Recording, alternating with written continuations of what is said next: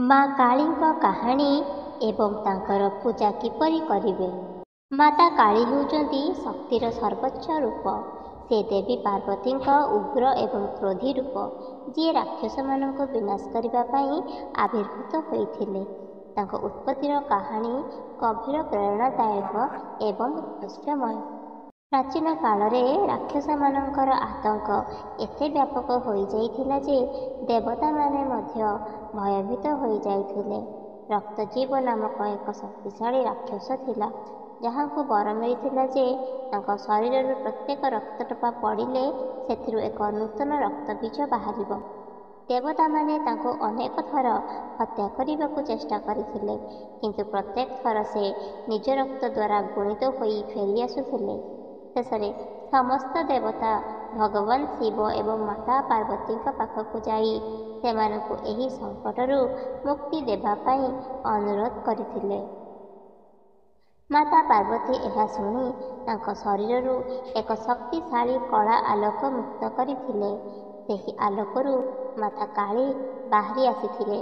ତାଙ୍କର ରଙ୍ଗ କଳା ଥିଲା, ତାଙ୍କ ଆଖି ଅଗ୍ନି ପରି ଲାଲ ଥିଲା, ତାଙ୍କ ମୁହଁ ଖୋଲା ଥିଲା ଏବଂ ତାଙ୍କ ଜିଭ ବାହାରକୁ ବାହାରି ଆସିଥିଲା।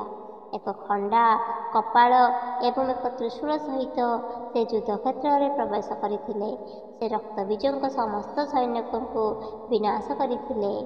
ରକ୍ତବୀଜଙ୍କ ରକ୍ତ ଭୂମିରେ ପଡ଼ିବା ମାତ୍ରେ ମାତା କାଳୀ ତାଙ୍କ ଜିଭକୁ ବଢ଼ାଇ ଦେଇଥିଲେ, ଯାହାଫଳରେ ନୂତନ ପିଢ଼ିର ଜନ୍ମ ରୋକିଲା। ଶେଷରେ ସେ ରକ୍ତବୀଜଙ୍କୁ ହତ୍ୟା କଲେ ଏବଂ ସମସ୍ତ ଦେବତା ସନ୍ତୁଷ୍ଟ ହେଲେ।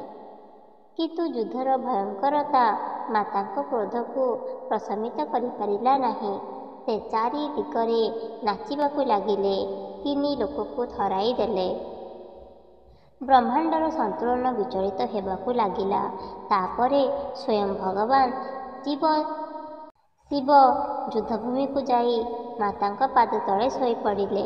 ଯେତେବେଳେ ମାତା କାଳୀ ଅଜାଣତରେ ତାଙ୍କ ଭଗବାନ ଶିବଙ୍କୁ ତାଙ୍କ ପାଦ ତଳେ ଦେଖିଲେ, ତାଙ୍କର କ୍ରୋଧ ତୁରନ୍ତ ଶାନ୍ତ ହୋଇଗଲା।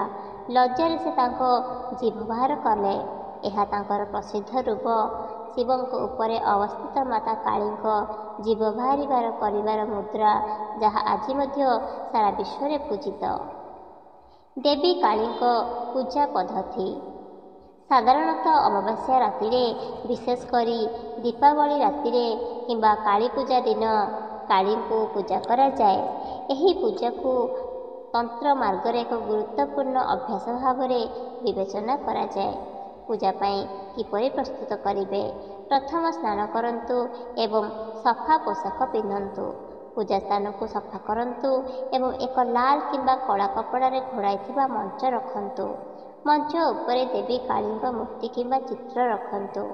ଏକ ଦୀପ, ଧୂପ, ଫୁଲ, କଳା, ତିଳ, ସିନ୍ଦୁର, ଲାଲ ଫୁଲ, ଫଳ, ମିଠା ଏବଂ ଏକ ନଡ଼ିଆ ଅର୍ପଣ କରନ୍ତୁ। ପୂଜାର ପ୍ରକ୍ରିୟା। ଦେବୀ କାଳୀଙ୍କ ଧ୍ୟାନ କରନ୍ତୁ, ତାଙ୍କର ମନ୍ତ୍ର ଜପ କରନ୍ତୁ। ତାଙ୍କୁ ଜଳ, ଫୁଲ, ଚନ୍ଦନ ଏବଂ ସିନ୍ଦୁର ଅର୍ପଣ କରନ୍ତୁ।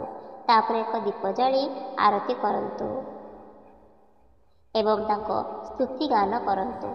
ତନ୍ତ୍ର ପରମ୍ପରାରେ କିଛି ସାଧକ ରାତ୍ରି ଜାଗର ପାଳନ କରନ୍ତି ଏବଂ ମହାମାୟାଙ୍କ ଧ୍ୟାନ କରନ୍ତି।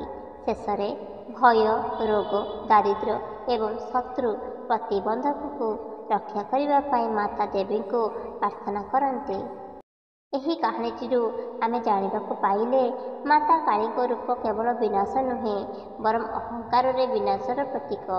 ସେ ଶିକ୍ଷା ଦିଅନ୍ତି ଯେ ଯେତେବେଳେ ଜଣେ ବ୍ୟକ୍ତି ନିଜ ଭିତରେ ଥିବା ଅନ୍ଧକାର, କାମନା, କ୍ରୋଧ, ଲୋଭ, ଭୟ ଏବଂ ଅଜ୍ଞତାକୁ ନଷ୍ଟ କରେ, ସେତେବେଳେ ହିଁ ପ୍ରକୃତରେ ଆଲୋକର ପ୍ରାପ୍ତ ହୁଏ।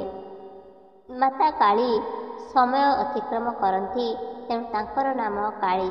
ସେ ଆମକୁ ଶିକ୍ଷା ଦିଅନ୍ତି ଯେ ଜୀବନ ଯେତେ ଅନ୍ଧକାର ହେଉନା କାହିଁକି, ଯଦି ଆମେ ସତ୍ୟ ଏବଂ ବିଶ୍ୱାସର ପଥରେ ରହିଥାଉ, ତେବେ ମାତା ଦେବୀଙ୍କ କୃପା ସହିତ ସବୁକିଛି ସମ୍ଭବ।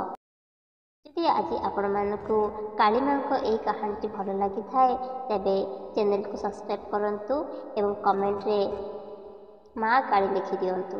ଧନ୍ୟବାଦ।